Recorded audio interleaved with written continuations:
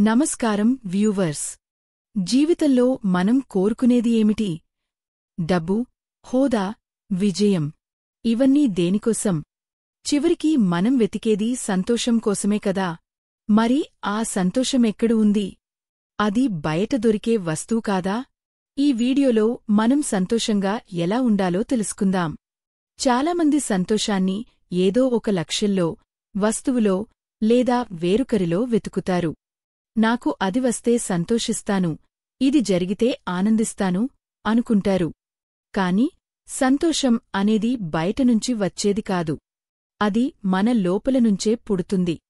మీ మనసు స్థితి మీ సంతోషాన్ని నిర్ణయిస్తుంది.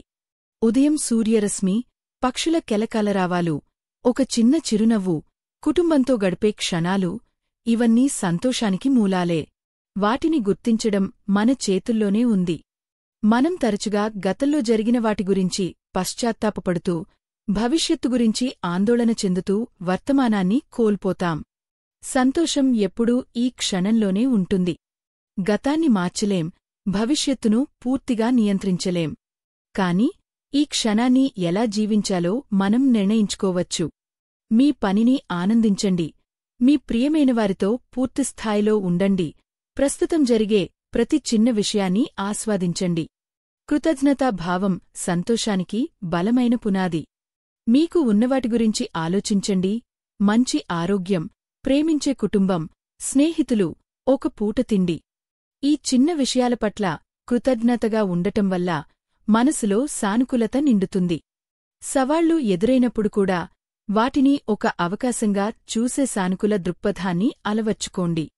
ప్రతికూల ఆలోచనలను పక్కనపెట్టి మంచిని మాత్రమే చూడటానికి ప్రయత్నించండి.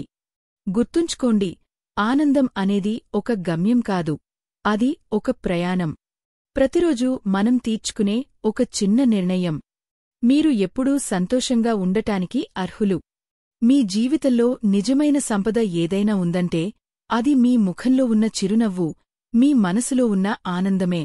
ప్రతి క్షణం సంతోషంగా జీవిద్దాం, జీవితాన్ని పండుగలా మార్చుకుందాం. ఈ వీడియో మీకు నచ్చినట్లయితే లైక్ చేయండి, షేర్ చేయండి. మరిన్ని ఇలాంటి వీడియోల కోసం మా ఛానల్ను సబ్స్క్రైబ్ చేసుకోండి. మా వీడియో చూసినందుకు ధన్యవాదాలు.